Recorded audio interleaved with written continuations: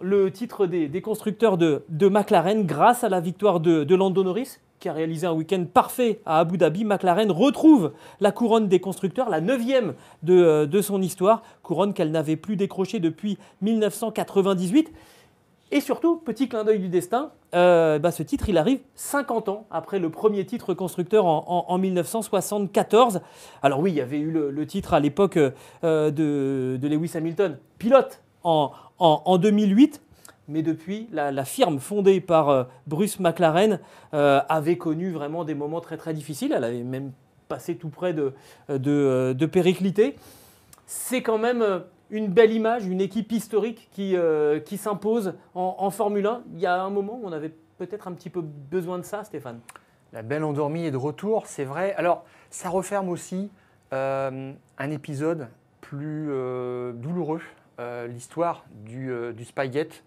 En 2007, McLaren avait terminé en tête du championnat des constructeurs, mais s'était vu retirer tous ses points. Exclu du championnat, voilà, pour une affaire de récupération en fait, de toutes les données des plans de la Ferrari, la voiture concurrente. Et cet épisode avait été malheureux entre McLaren et Mercedes. McLaren avait pris 100 millions de dollars d'amende. Et puis, les deux écuries, les deux marques s'étaient retrouvées récemment à travers une collaboration de moteurs.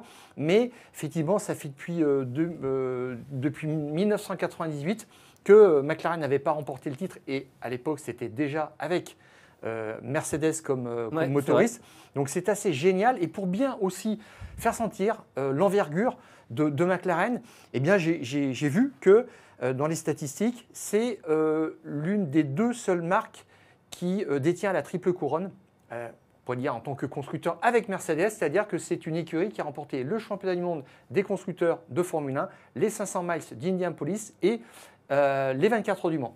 Ce qui n'est pas rien, donc Mercedes est l'autre seule marque à avoir fait la même chose, donc ça c'est assez extraordinaire. Et puis du côté des nations, c'est aussi le retour de la fierté britannique parce que les Britanniques couraient après un titre mondial constructeur depuis 2009 et l'épopée de Brown en Formule 1. Et là maintenant, quand on regarde l'état des lieux du nombre de titres, on voit clairement que la Grande-Bretagne s'offre un coup de boost. 34 titres en tout constructeurs depuis 1958. L'Italie qui est deuxième avec 16 couronnes, l'Allemagne 8, l'Autriche 6, toutes dues à Red Bull. Et puis la France 3, 2 pour Renault et donc en 2005 et 2006 et une pour Matra qui était la marque du châssis de la Tyrrell de Jackie Stewart en 1969.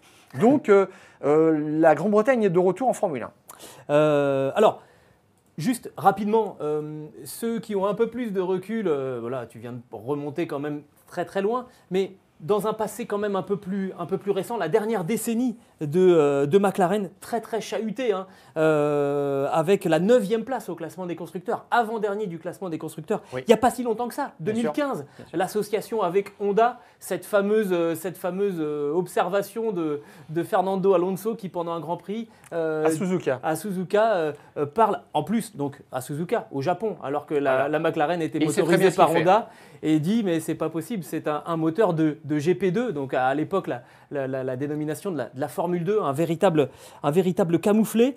Ils termineront aussi avant-dernier au classement des constructeurs en 2017, donc finalement il n'y a pas si longtemps que ça. Et puis ensuite on va s'associer à Renault dans un premier temps, puis à Mercedes à partir de 2021. L'équipe elle a été restructurée essentiellement par Zak Brown à partir de 2017, justement. C'est là que l'Américain arrive.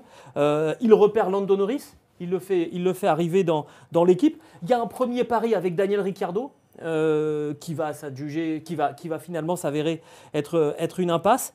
Et puis alors là, Zak Brown, il s'adjuge l'Oscar du meilleur hold-up avec Piastri fin 2022 aux dépens d'Alpine. Ce titre constructeur, c'est aussi la validation de tout le travail de Zak Brown qui est allé chercher Andrea Stella aussi.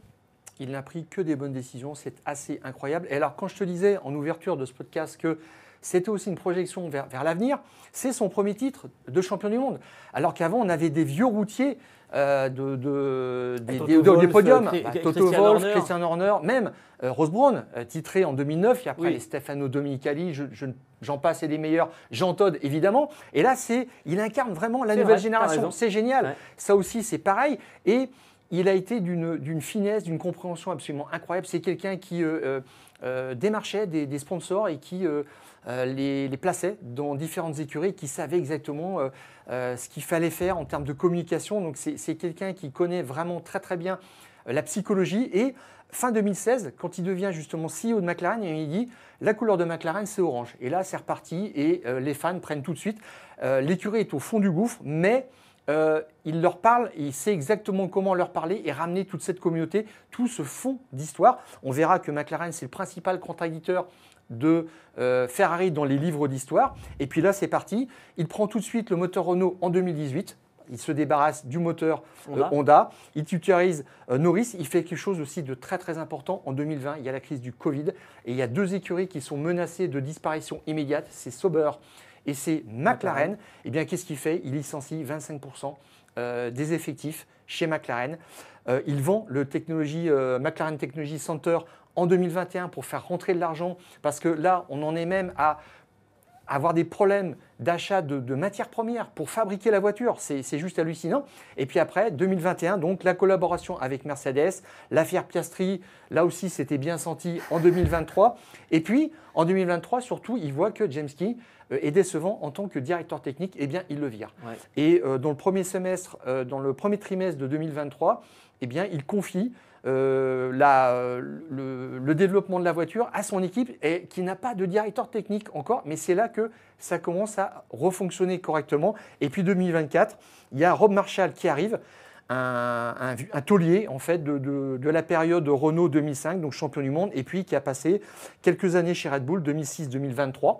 Et là, c'est là aussi c'est génial, c'est que Rob Marshall, c'était l'un des 2 adjoints de Adrian Newey. Eh bien, il a pris celui qu'il fallait parce que Dan Fallows, qui était à l'aérodynamique, est parti chez Aston Martin et il s'est fait virer il y a quelques semaines parce qu'il a fait une bonne voiture depuis sur les 6 premiers mois de sa collaboration chez Aston Martin. Ouais. Et puis après, ça s'est complètement écroulé. Donc là encore, il a eu le nez creux.